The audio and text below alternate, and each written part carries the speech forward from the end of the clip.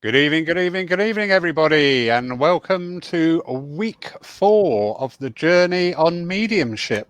I can't believe it's been 4 weeks. One quick, isn't it? That's mad, isn't it? That's great. I was writing out the questions, and I thought it is. It's week 4. Anyway, good evening, Keith Charles. How are you, sir? I'm good, Lawrence. Thank you very much. Hi, Bill. Hi, Keith. Oh, well, I won't bother asking Bill now. You've done that, so there you go. Let's take my line out. Welcome everybody at home watching. Thank you so much for joining in and sharing these evenings. Don't forget, if you are new to watching these talks, why? Where were you? There's no excuse.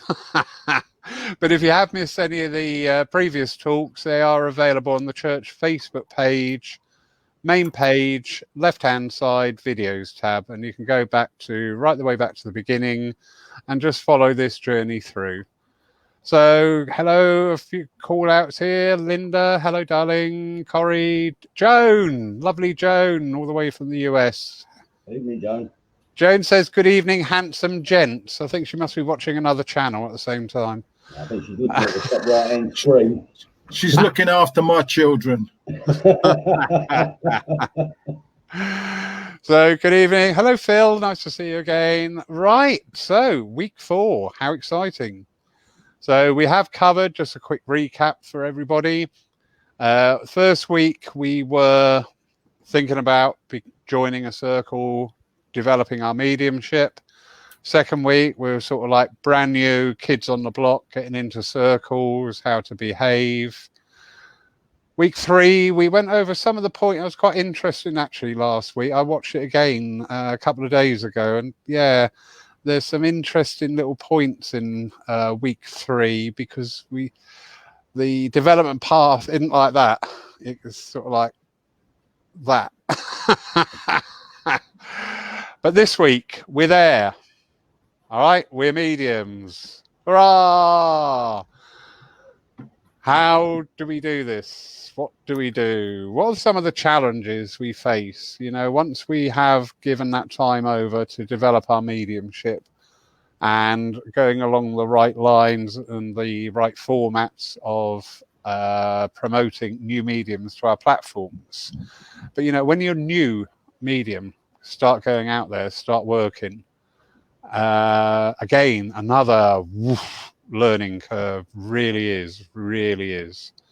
So our first question of the night is, so in that energy of we have gone through our circle work, and with our circle leaders' permission and maybe a little bit of assistance, we're going out there now. We're going to actually start doing services or private readings, bless you, all ourselves on our own. So the first question is, what can I do, or what do I do to control the nerves? Because when you go out on platform, or when you sit in front of a congregation, or go out into a larger venue, and even private sittings, you know, somebody is coming to you for help and the nerve value goes woof. So when that's a brand new experience, Bill, sir, how would you control the nerves first off? Nerves, I've seen nerves destroy mediums. I really have. I've seen mediums go up and onto the platform. Sometimes it's the expectations they put themselves through. I'm here, I've made the mark. You've come out of circle, and there's lots of things you can do with nerves. I always say to people, when you go to a venue or when you go to a church or whatever it is, I like to arrive early. Right? It's a simple thing to arrive early. It gives me time to have a fag, a cup of tea, time to relax. The same as I'll talk to people. It helps me compose and get ready. If you ask me, do I suffer from nerves? I do remember what it was like to go up on platform for the first time, and the nerves are there. But there are so many things you can do. Preparation is a key element. And one of the things that I say to people is, when you're nervous, you rush things. and in the middle of a message, you'll rush something very quickly and then pause to get your breath, right? And you put yourself under pressure. So I would say when you're working, going up on that platform, it's the preparation you put into it. Relax. It's not a race. That's the one thing I say to people. It's not a race.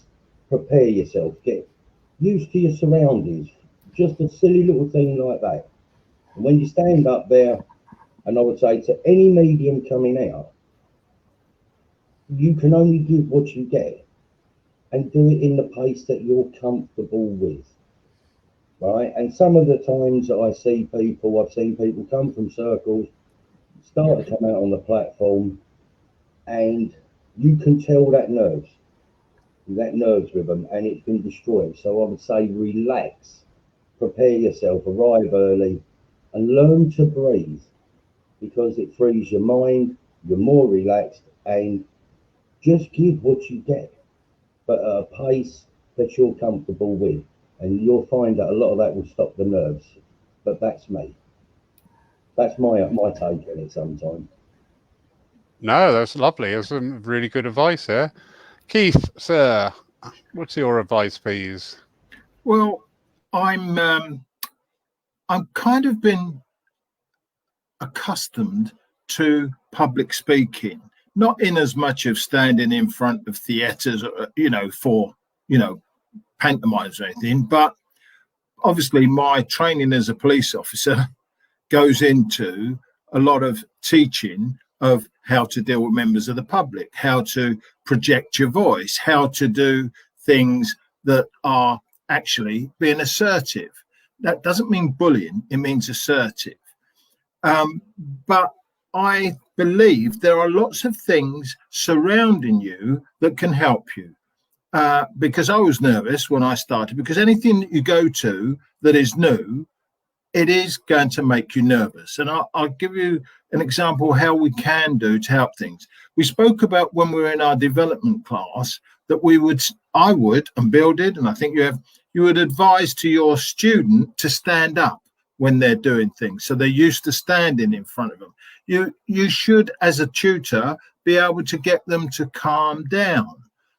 Because it is quite nervous, as Bill says, to rush. It is quite important that you don't just turn up at you don't just turn up at a church 20 minutes beforehand and say, I'm going to prepare now. When I start any demonstration at any venue, so for instance, if I now have an appointment with your church, Lawrence, on Saturday, I will be thinking about it now. I will be preparing myself now. And that little preparation can say, please God, I'm at Poole on Saturday. Let me have a good night. It could be as simple as that. And what you're doing, you condition yourself. You're getting prepared. So if you just turn up, you will probably realise, because you've been there as a church, when we met for the first time, you come up and you make me feel welcome. And I want to know, what's your church like? Come and have a look, Keith. I'll show you my church. Here's the platform. That's where you're going to be. I'm cheering for you. If you need anything, just ask me. So it's not just the medium who's going to be nervous. You, as a church chairman, should familiarise yourself with who you're speaking to and who you are. And there's no reason why you shouldn't say, I'm quite new to this, Lawrence. Will you give us a hand if I need it? Of course we will, Keith. If you find you're struggling, I'll tell you what we do. I'll get up and give a 2-minute reading. I'll get up and have a poem. I'll get up and do something to break that tension, if you like, get it away. So when you are learning, ladies and gentlemen, don't leave it to the last minute and expect that when you get there, Spirit, I want you here now. Because part of your nerves, you are bringing yourself. Because I will say this, maybe you're not preparing yourself properly. So you're nervous because you're kind of, did I do this properly? Did I do that properly? Did I do this? Your tutor and you yourself should be in harmony with your spirit, your own spirit, which helps you now be calm when you're standing on a platform. Nerves, you hide underneath. You hide them underneath. And once you've said your first 2 or 3 sentences, no matter whether it's good or bad, you've broken the ice, as they say. So that would be my advice. Preparation, familiarization, and just, if you can, try and just have a little smile now and then, you know? So that's my advice to nervousness. Yeah, totally, utterly agree there. I'm the same. When I get ready, I'm working this Sunday, and already the reading has been found, and I've had my little feedback. You're not going to sit there 24/7 preparing yourself for 3 days before a service. You start laying the groundwork, you start putting out that intent.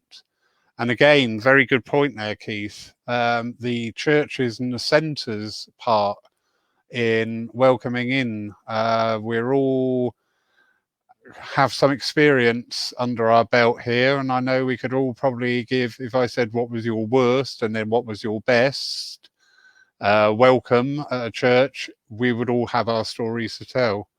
So yeah, it's familiarizing yourself with where you're going. But most importantly to me is nobody's there looking at you. You know, when I work, I'm not thinking they're looking at me. I'm trying to do my best for Spirit. I'm saying, come on, please help me. Make me understand. Help me understand. It's not about me. If you get up there and you're sort of nervous, how do I look? How do I appear? How do I do? You know, you probably need to just have a little look at that aspect of yourself, because it's not about you. You're doing that work for the highest and the best. We had a medium here several years ago, and she was a wonderful medium. She did 2 services and stopped because she was physically sick with nerves. Such a shame. Such a shame.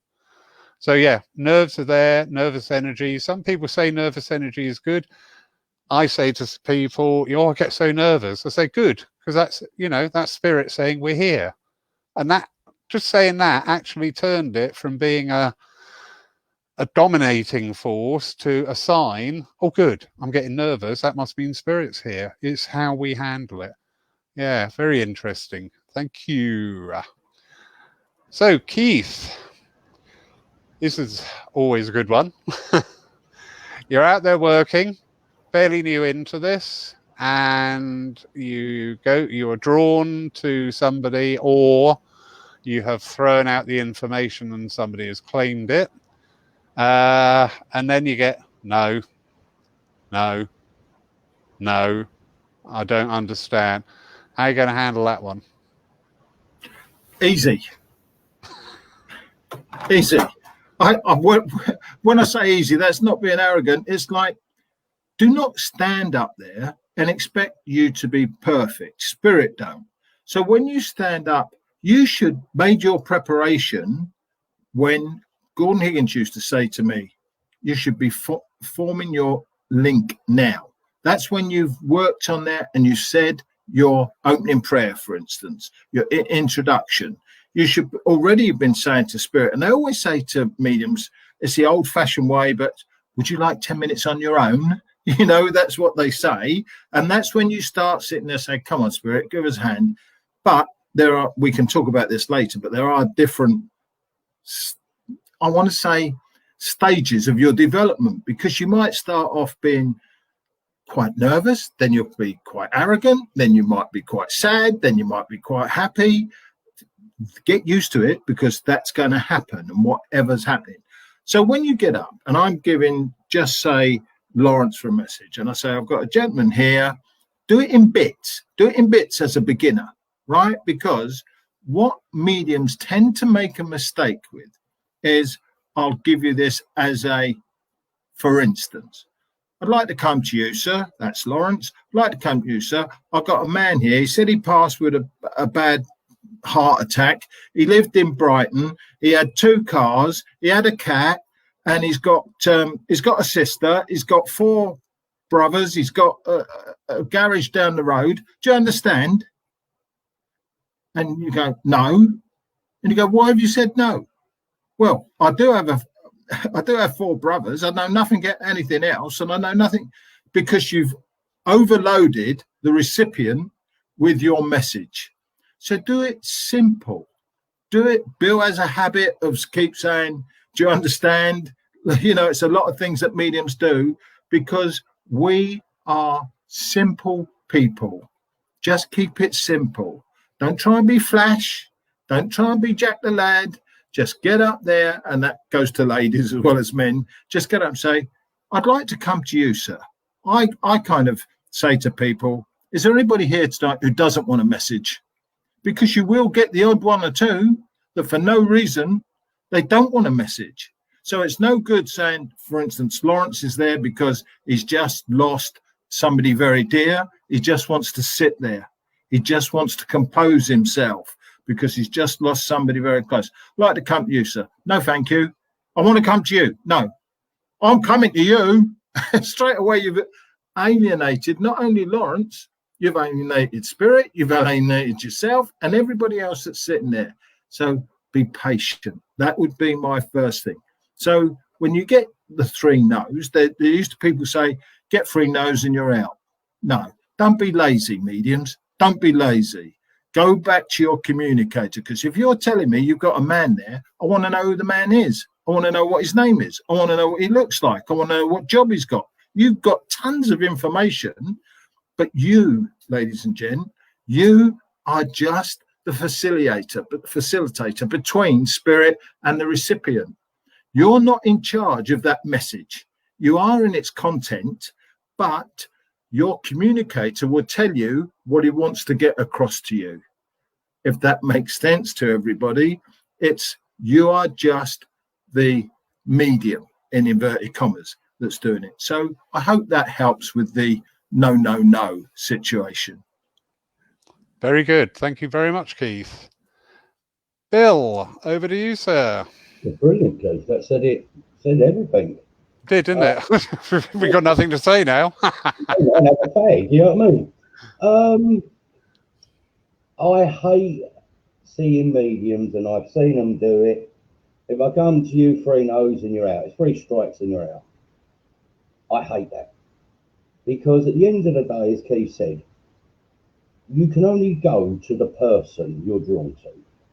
You've asked Spirit to draw close, as you said in the preparation, Keith. You're now ready. I usually say, over to you, gang. Right, the moment I get up there, I'm drawn to this person. And however you start the message. But I always try to say to people, give people time to answer. Right? I had this gentleman who looked like he had these conditions. This is what he passed with. Would you understand? Right? Yep, I can accept that that person had lung cancer, for argument's sake. Would you also understand that this gentleman is taller than me? Mind you, everyone is. But 5'9", he's built like this, his hair colour, and you start to build the picture up. And if you get a no, it's right, okay. As Keith said, you've got all the time in the world. Spirit have taken all this time to come there with you, use them. Ask Spirit for the information. They've said no to that. Why? What I find people do is they make statements. And the moment you make a statement, if that statement's wrong, a person will say, no, that's not my dad. My dad's still here. So I quite agree with what Keith said. If you get a no, don't be put off by it. But there's a thing, because Spirit are standing right next to you. It's not like you've got to send them a letter. It's not like you've got to wait for them. They're right next to you.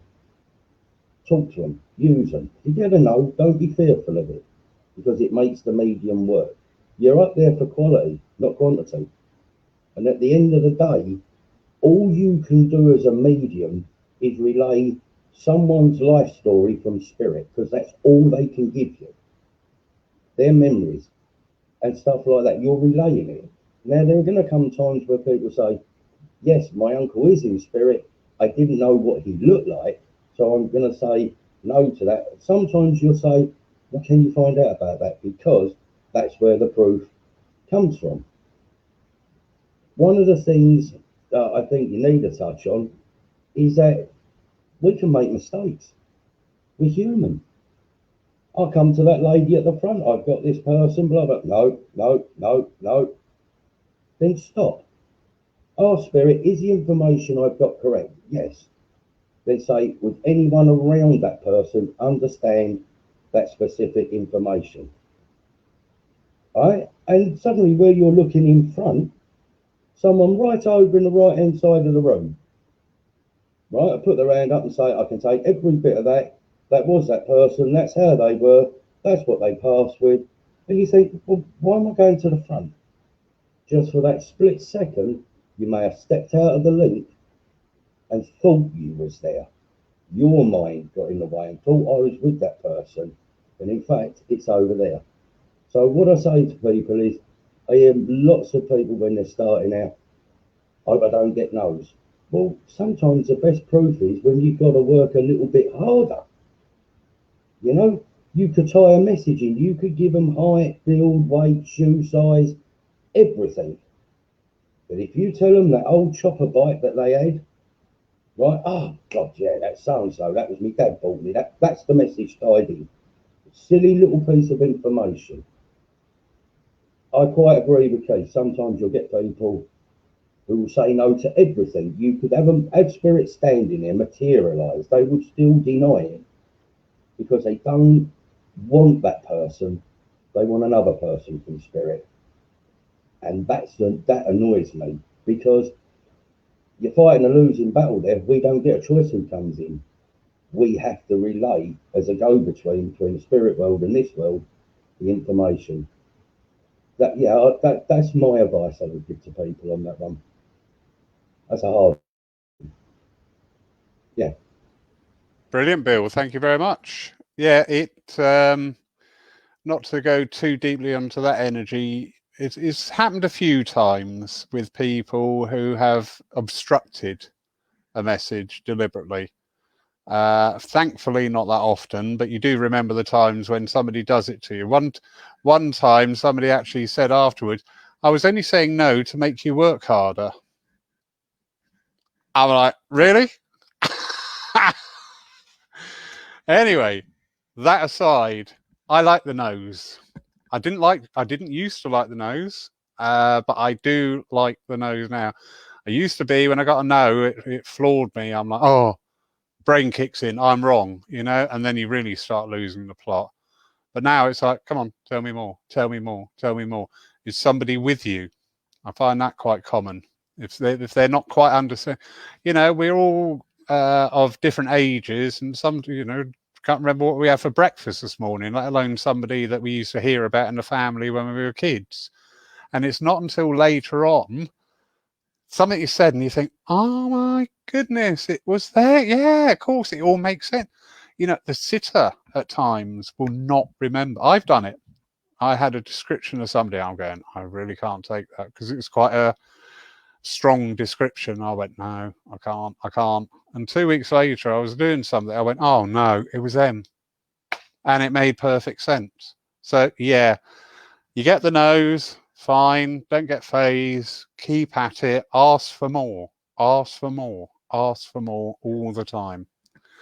Wonderful.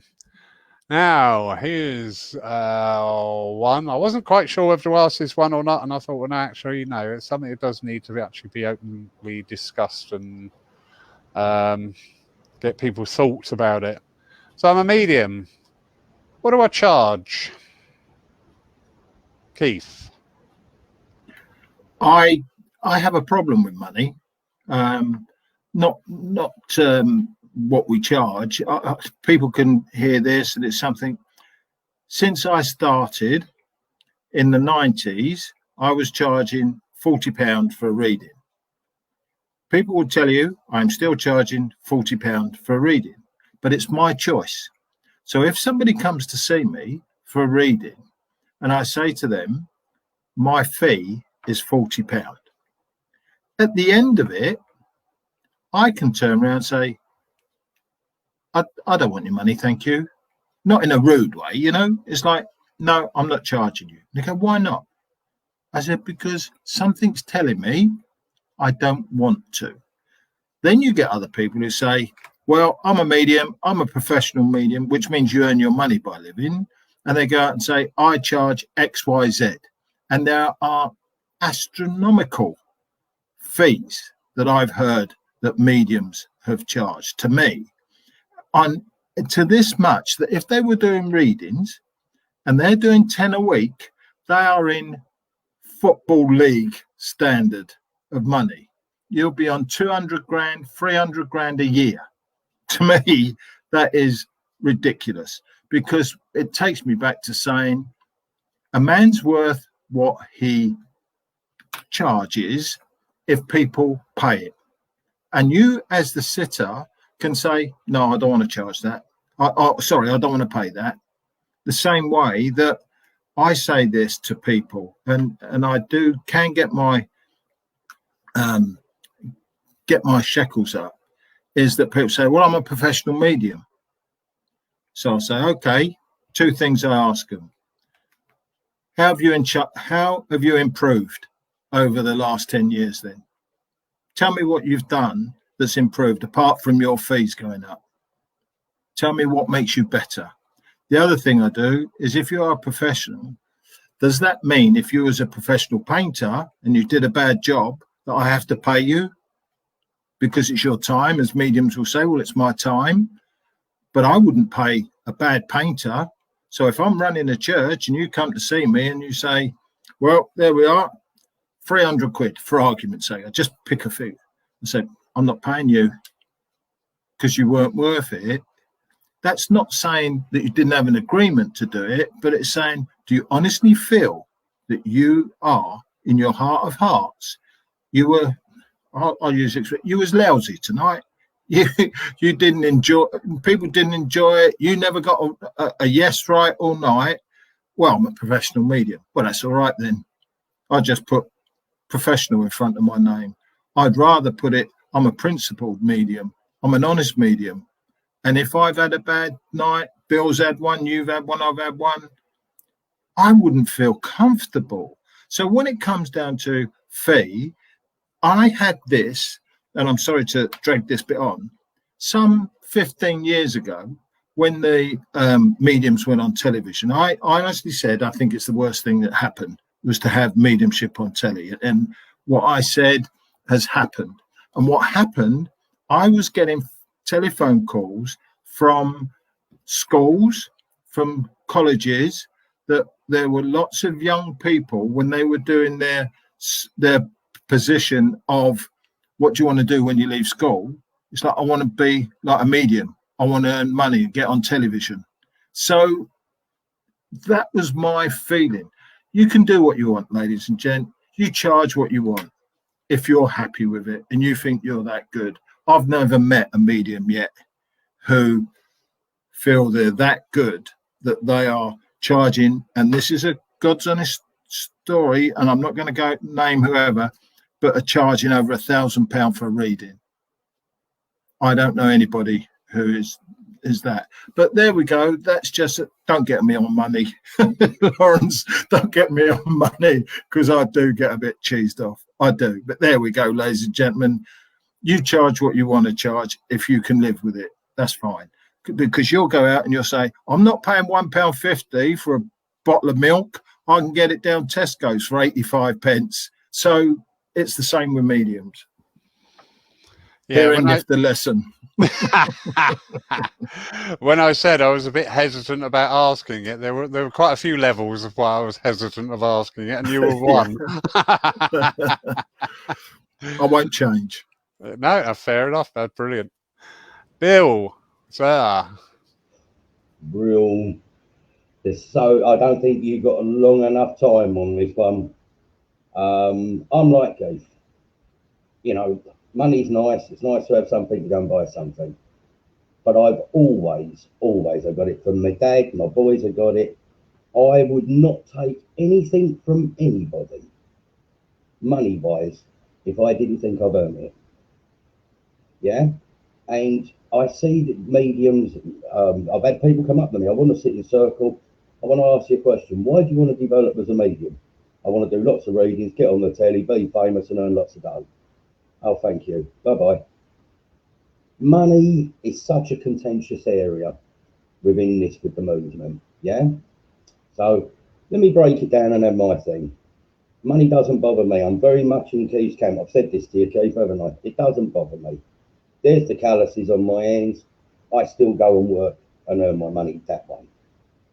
I do readings. Like Keith, I charge 40 quid for a reading. If someone rang that number, my number, and they said to me, I'm really desperately in need of a reading, but I haven't got that money, could you recommend someone that would do it? I'd say, I'd ask Spirit and say, do that reading. And I would do that reading for no charge, because you put something back. You give something back. What I have an issue with is mediums that, for the sake of our thing tonight, you've only just come out. And the moment they come out on platform, I'm £50 a reading. What experience you got? What are you offering for that £50? You know, what are you doing? And then when they get another thing you've got to remember, they're new out on the circuit, and people are interested. You're the new kid on the block, and they exploit that.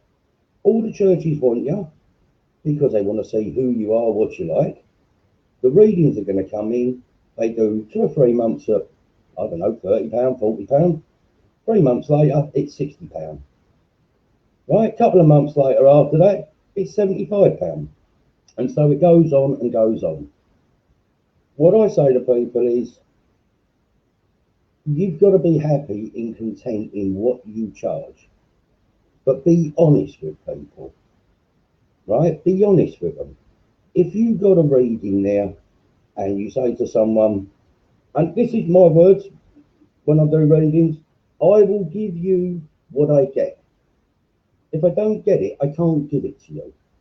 And at the end of the reading, if you're not happy with the reading, don't pay for it. And I've had, and this is God's honest truth, I've had people who have sat there and you're doing a 40-minute read, and at 35 minutes ago, no, I can't take nothing you said, sorry about that. No, I'm not happy with that reading. And you say, well, okay. But they want the tape, right, that you've taped it on. And then they go and do it to another medium. So the thing to remember is, you're inviting people into your own home, or you're going to theirs to do readings. With the churches, there's a fee. What do you charge the churches? Often we charge our travelling costs. We don't get rich by doing the churches. But when you do readings, I think you've got to be really, really on the ball. But I'm going to say this, and I think Keith will agree with this. If you've done readings for nothing, right, you would be the busiest medium in England. Every Tom, Dick and Harry will be phoning you because they're using you. They're exploiting you. Oh, I'll phone up Bill or Keith or Laurie because I'll get a reading for nothing. Yeah? You put a nominal fee and say Keith charges £10. But Laurie, you charge £80. Well, you've got to be a lot better than Keith because he only charges 10. Right? And people look at that. The more they pay, the better the medium. And I'm afraid that sometimes when these go to these top mediums, I ain't seen any difference from what I've seen from any other medium. So to me, you've got to be comfortable in what you want to charge. Don't extort people, because I'm a great believer, things come round and bite you. Things come round and bite you. People have seen it, they get on one bigger platform and their readings jump from one price to another price that extraordinarily jumps. Yeah? And I'm a great believer that Spirit pay debts without money. Find the price, be comfortable with it, but be honest with people. If they're not happy, don't charge. If you're comfortable with that price, stay with it. But don't exploit it. And that's unfortunately the biggest mistake that a lot of mediums do. They come out, this is my living, this is my job. And then they go, watch the prices jump up like that. Yeah, that would be my advice. That would be my say on it. And I could get very heated on that one. And I've been a good boy. Yeah, well done. Yeah, always very difficult, very emotive subject. And it's always been a thing about exploitation throughout the history of our movement. And the Helen Duncan biography, she was working for an organisation who were charging their sitters 4 or 5 guineas a sitter. And in those days, that was a lot of money. Helen Duncan was actually getting threepence per sitting from that organisation. So it's always been that energy is there for some people to latch on to and, yeah, exploit. For myself, I look at if I've incurred any travelling expenses. Those of you out there driving, work out your mileage over a year. You know, if you did 50 miles round trip every week on average, and you had 2 weeks off, that's 2,500 miles a year in your car you've been traveling. That's wear and tear. You've got to factor things in like that, you know, your time as well, and being fair about it. And remembering when you go to the churches, bless their hearts, like Bill said, you're not going to get rich going to a church, and that's fine because that's not why we go to churches. But yeah, often you'll see in the plate, not enough to cover some mediums' fees. It's always going to be an emotive subject, very emotive. It's to you and your conscience, you know. That's probably my answer to it. How much you charge? What does your conscience say in there? Because that's the one person you can't fool. Wonderful, gents. So, last question. Now I'm a platform medium. Is that it? Who wants to go first? Go on, Keith. Is that it? Yeah. Yeah, am I there? I'm a platform medium now. Ta-da! I'm at the top of my mountain. I've got nowhere else to go. If that's what you want to do, if you think you're Jack the Lad, you've been on the wrong path. That's the way I see it, because I'm very proud to say that I've been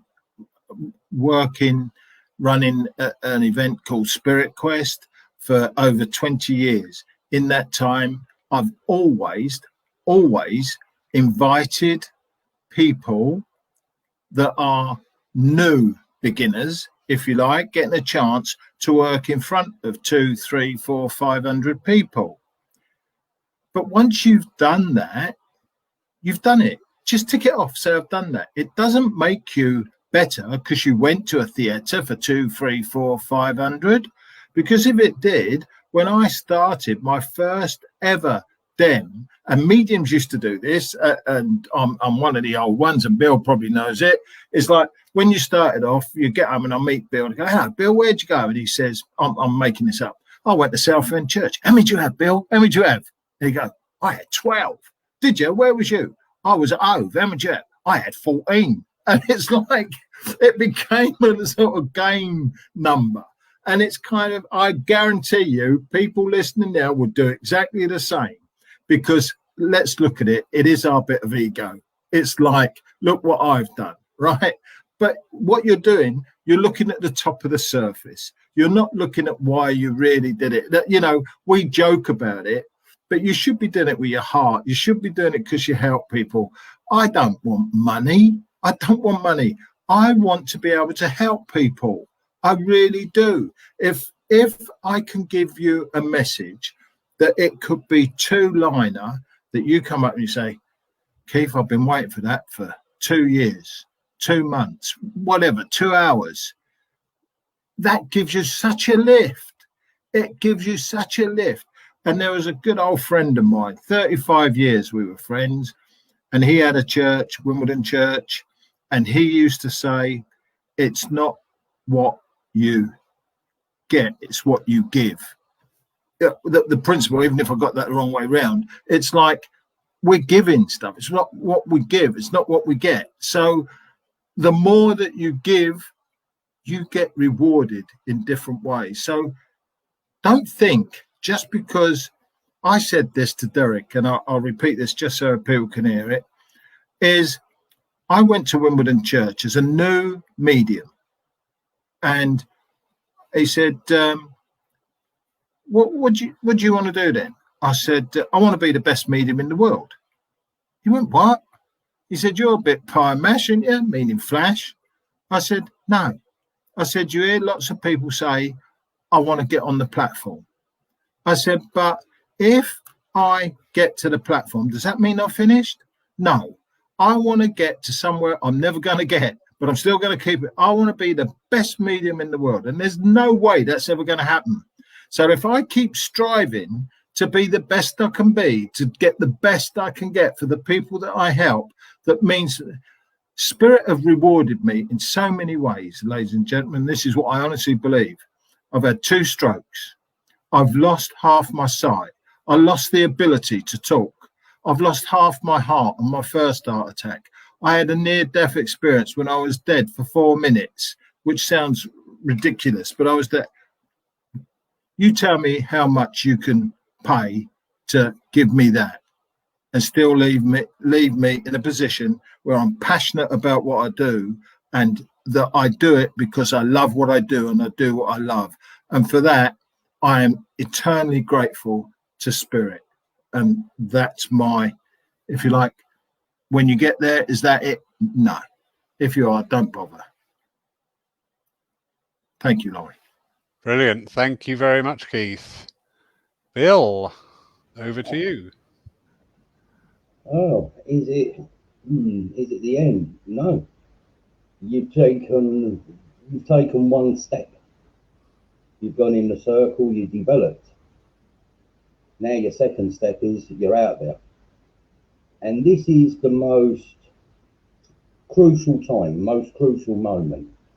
Because when you first come out onto that platform, it will define who you are by your intentions. I wasn't, like Keith said, I want to be the best in the world.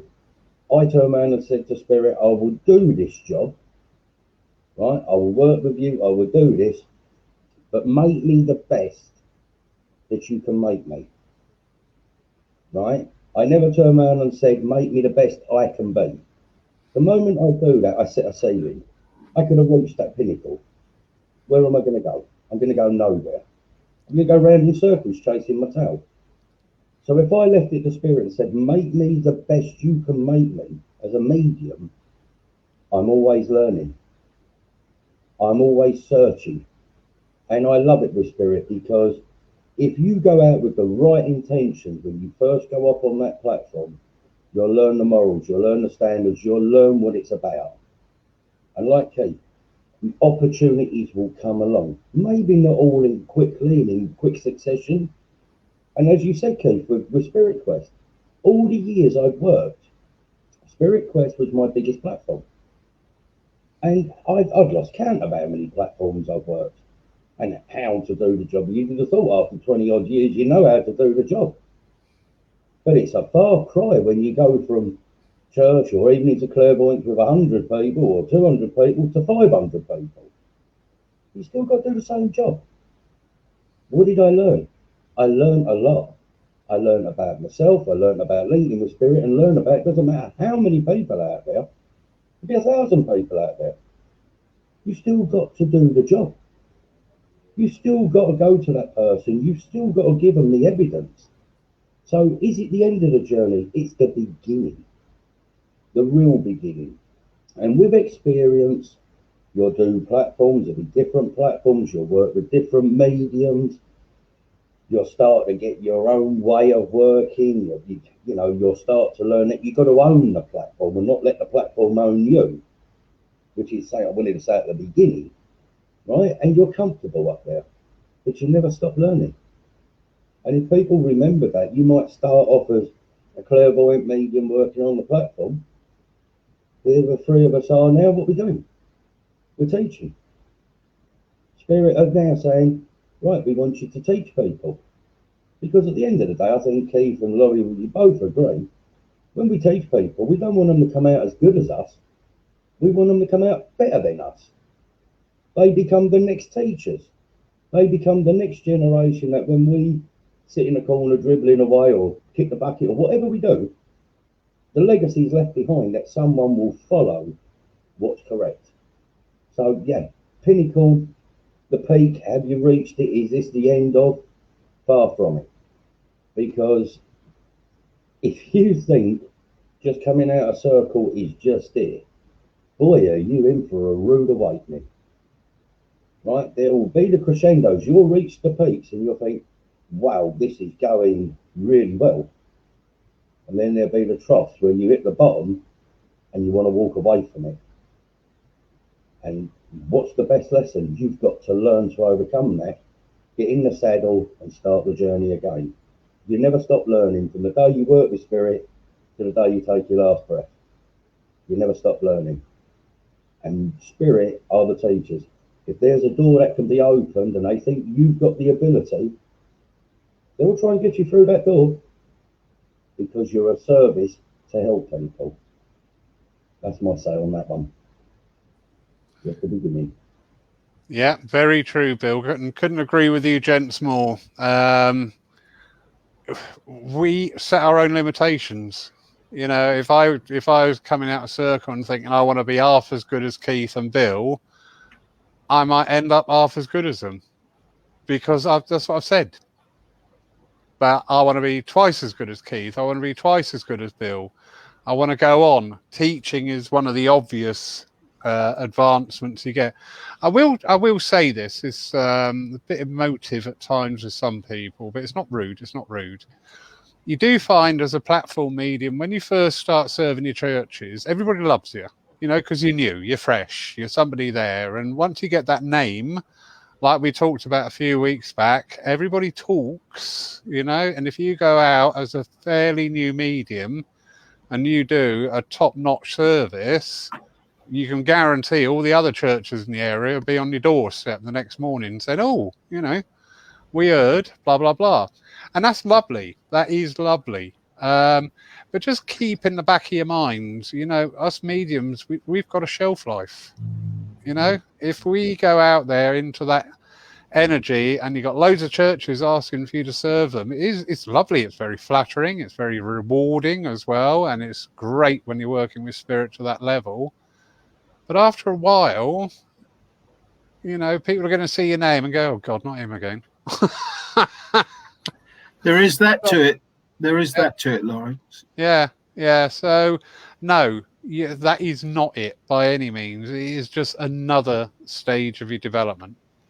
We can find the development to sitting in circle, right? That's my training ground. That's my schooling. And once I'm done there, I'm out there.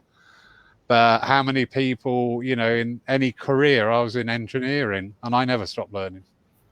All the time I was in there until the day I left, I was learning stuff. And it's exactly the same with the spiritual work.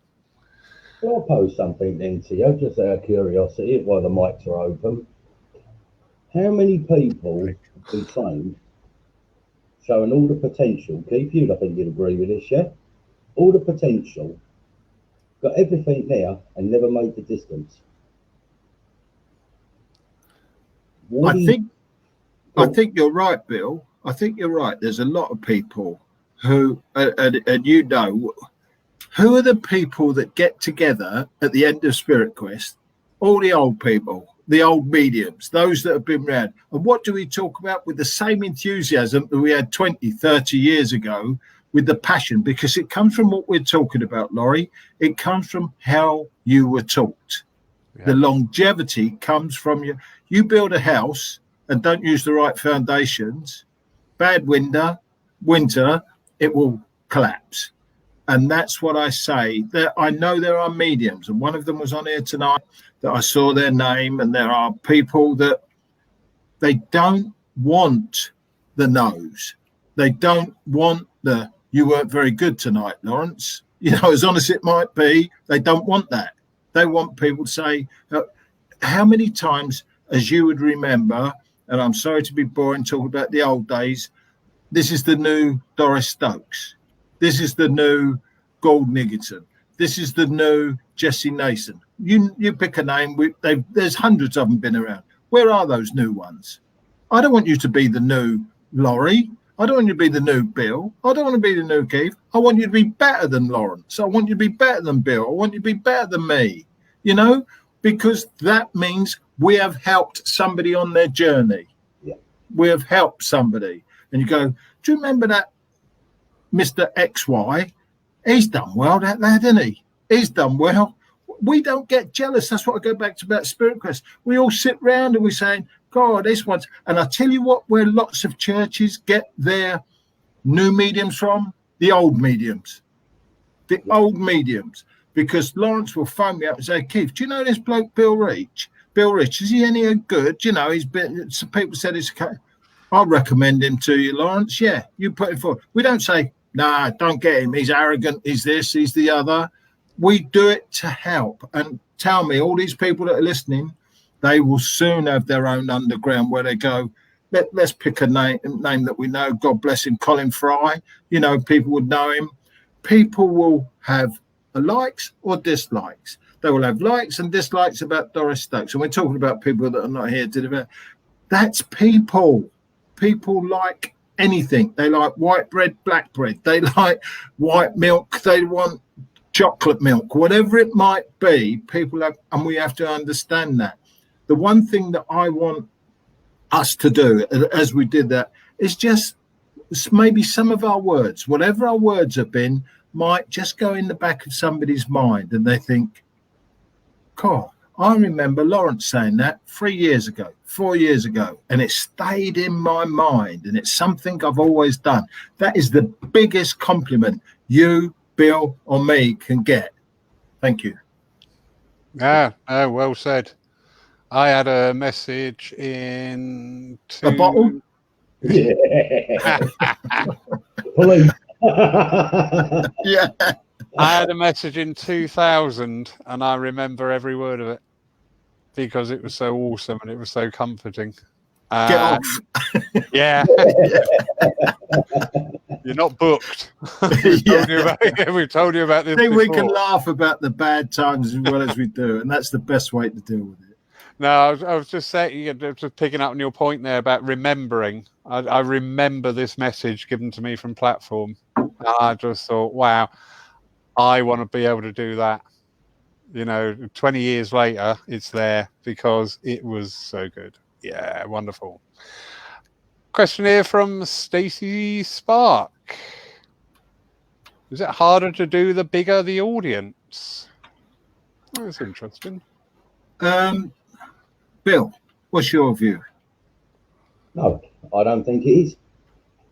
I don't think it is, because whether you've got 10 people in front of you and 500 people in front of you, if you're linking with spirit and you're in that zone, what I call the zone, linked with spirit, and you go to them, well, out of the 10 people, you're only going to see one face.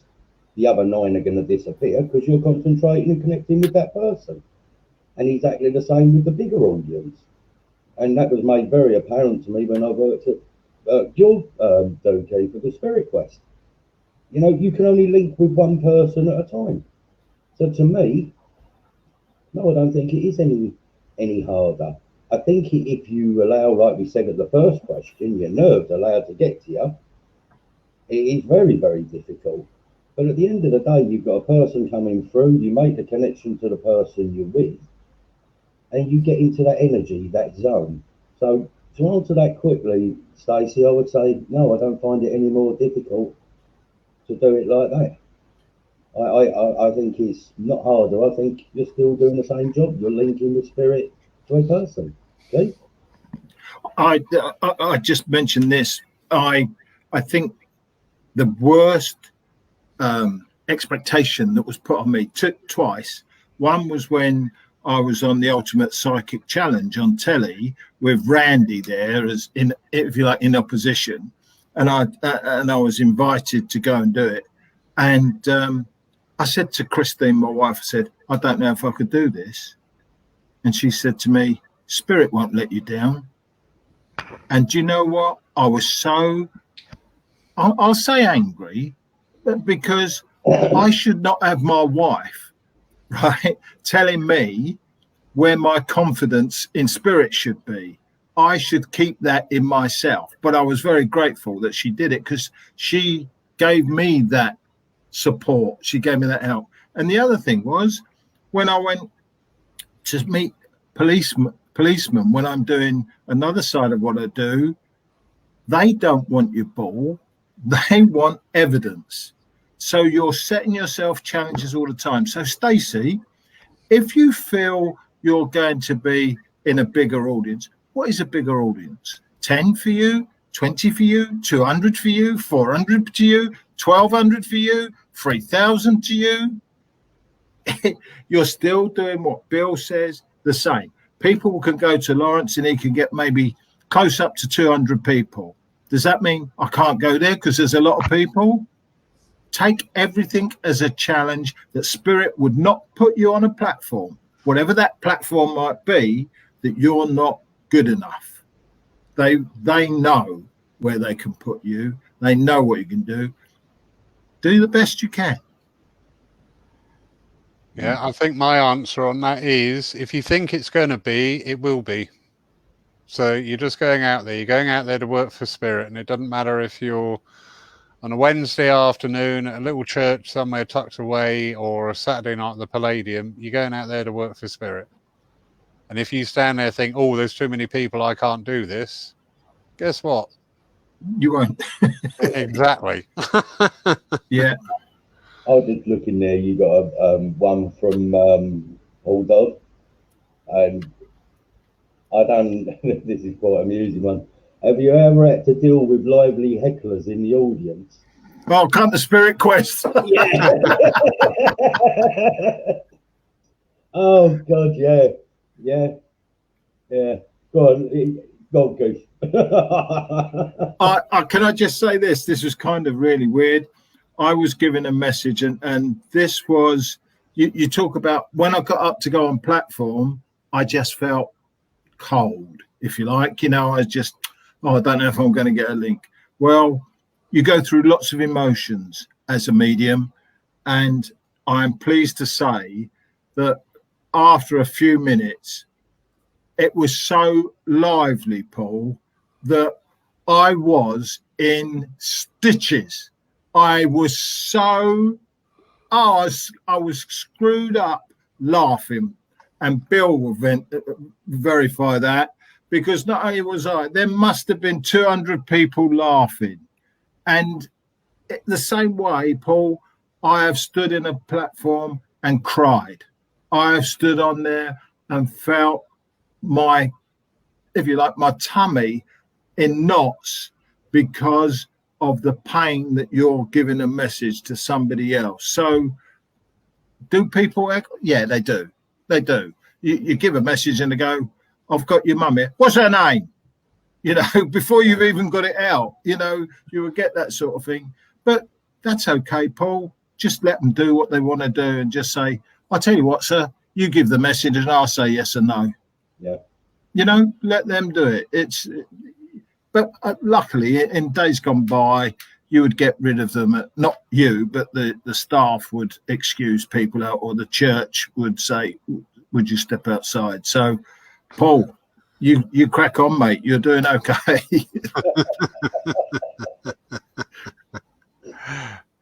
Lovely question from Fiona Parry Dodd. And I haven't just put her up there because she left me cake and jam at the weekend. How do you work with the energy of a quietly spoken spirit and project your voice from the platform at the same time? Yeah, good question. I like that. Define that question for me in a way, because how do you work with a quietly spoken spirit? If you've got somebody who's making that contact with you, and I've found this quite a few times, you get somebody who's very shy and retiring, so they tend not to actually say a lot to begin with, because it's the character coming through, and you're like, but you learn and you just think, okay, I'm not getting a lot, so I know that this person was quite a quiet person. My favorite line is, you know, some people come in a room, ta-da, here I am, and other people come in quietly, and this person falls in that category. Once you've identified that part of the evidence, Fiona, that will go away.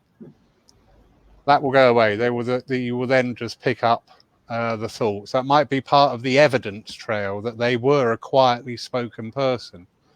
Once you've got that out there, they're not sat there still whispering to you, because they're in there. Your thoughts are just coming out of your mouth.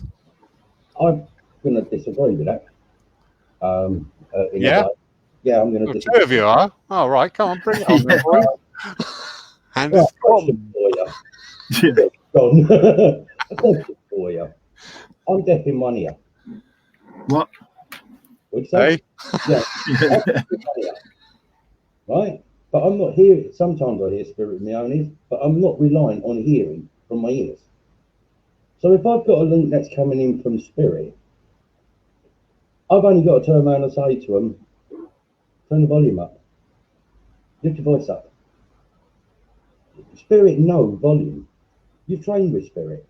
They could come in whispering. The moment you say to the guys, I need them to lift the voice up, I need it to be clearer, boom, it happens. So that side of it isn't going to affect, in my opinion, only my opinion, I might be wrong, isn't going to affect me. Because the personality of the person being inward, shy, retiring, you're going to pick up anyway. Right? You're going to pick up. If you're picking up on their mannerisms, and Keith's a very outward person, so are you, so am I, and suddenly your persona's changed, you're aware of their conditions. Right? There's lots of ways you can pick up their personality traits. But volume-wise, I've had this conversation a few times. What would be the point of spirit coming in whispering to me and me going, hey, what'd you say? They're breaking the link with me when I'm going to someone in the audience. That's the equivalent of someone coming from Mexico and speaking to me in Spanish or Mexican or whatever. I haven't got a clue what they're saying. So I'm going to be standing there scratching my head. So picking up with the energy of a quietly spoken person, the moment I'm aware of them, I need to hear what they're saying. I don't want to be hearing whispers. I'll stick another spanner in the works, Bill. Go on then, mate. We don't have a voice box when we go to heaven. Exactly. We don't have one. So what we need to do is to remember, Fiona, and I'm just saying this, what happens if this quiet energy was getting your attention, and then when they come, all they're doing is effing and blinding? Do you pass that on? Do you say, oh, this quiet energy, they're telling you to, and they're telling you, you're in control, Fiona. You're in control. You've got the volume control. You've got the guard. You say to them, I know you, like Lawrence said, which is very good, that you're getting the control of asking people to say, to say, look, this is lovely. It's nice to have you here. It's nice to have you talking with me, but please, would you speak up a little bit, please, so that I can under control. And that is kind of how I would deal with it. Bill would do it one way, and I go along with what Lawrence says. They are giving you what they feel, but you've got to conduct the orchestra, if you like. So you've got three views in one there, so you've done all right, Fiona. Did we upset you, Laurie? hey. We upset Laurie, yeah. When I'm in here, I've got the door open, but I've got a sign there saying do not enter, deep cleaning in process, a traffic cone out there, which seems to be an invite to some people to say, are you open? So I've stood there, we've had the best mediums in the world on the platform praying for people to come in. The minute you just sat here with your cat, suddenly everybody wants to come through the door. Anyway, moving on. Last question of the evening, and we cannot ignore this lovely lady all the way from America. Nice question. How do you keep from taking on other people's energy so it doesn't affect you physically? I think we probably answered that, haven't we? Yeah. Yeah. You basically, Joan, you're in control. You're in control. Don't let anybody bully you. I mean, look, you live with a gentleman who's as big as me. He won't bully you. Spirit won't bully you. I hope that makes sense to you. And say hello to my kids, Richie, all right, and Frankie. Not and Benny as well. Please don't say that. No, just and Holly. Yeah. Gentlemen, as always, absolutely lovely evening. Our final week next week, we're going to delve into a little mixture of questions. One already has come in from Germany. You are international mediums, gentlemen. So we look forward to that next week. Just a little hodgepodge. Anyone out there has got a question they want to ask and may not have been covered in any of the topics that we've gone along, as long as it's clean and wholesome, because we do go out before the watershed, ding them over to me on the church and we'll go through them. Yeah, something like they probably might not ask if they feel embarrassed. That like you always say, Lawrence, there's no such thing as a silly question. There's not a question that hasn't been asked before. That's great, because you said earlier on about people remembering something you said, and that's such a compliment. And you just remembered something I said, so I'm like, yeah. Well, yeah. Yeah. I love Brilliant. Bill, that probably means he don't say much else that we take any notice of. Yeah, he's gone. Yeah, and he's gone. See, he's just gone. You think my screen's froze? I'm not. I'm just looking at you. Yeah. Everybody, thank you so much for tuning in tonight. Absolutely wonderful. Don't forget, as I say, the previous broadcast is on the church Facebook page under the videos tab. Same time next week, 7:30. So it's good night from me. It's good night from him. It's good night from him. Yeah. And it's gone. God bless you. Thank you. Good night, everybody. Yeah. Good night. You know.